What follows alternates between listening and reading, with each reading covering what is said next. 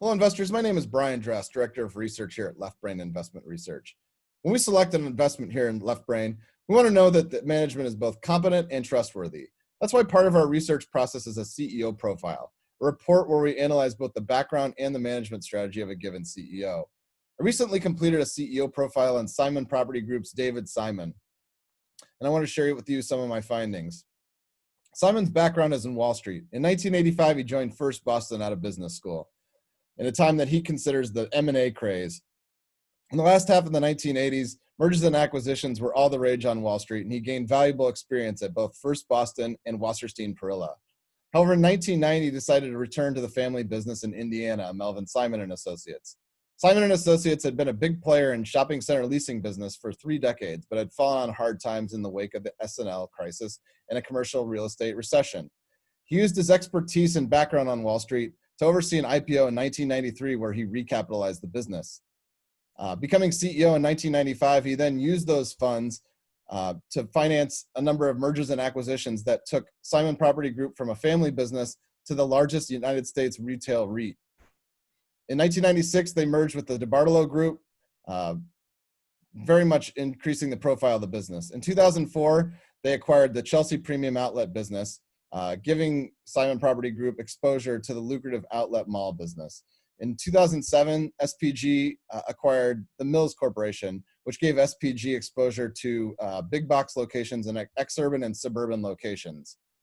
When we analyze CEOs, we'd like to know what kind of returns have they provided to shareholders during their tenure. Since 1995, SPG has paid over $33 billion in dividends to its investors, and actually outperformed its peers by quite a large margin, over 2% per annum, which when you consider the compounding effect creates quite a bit of a margin of difference between SPG and its peers from a shareholder perspective. Considering the crisis we're in 2020 and how malls are facing such adversity, we thought it would make sense to go back to the global financial crisis of 2008 and analyze how Simon Property came through that time. David Simon steered his company through the global financial crisis with plenty of expertise, providing a positive return over those 4 years compared to the negative return of the overall REIT index.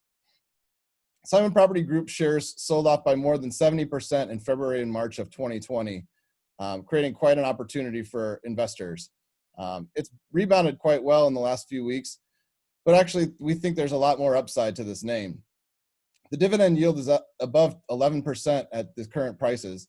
And while many analysts think the dividend will be cut in the next couple of quarters, the long history of dividend growth with SPG gives us faith that 2 years from now, Simon Property will be back to growing its dividends as it has for the whole tenure of David Simon. These are just some of the characteristics we look for in a strong CEO. David Simon fits our profile for a strong CEO, and we think it makes us more convicted in our idea that there's a great investment opportunity here in Simon Property Group, ticker SPG. We invite you to come join our community of left brainers at our website, www.leftbrainir.com. Until then, happy investing. Thank you.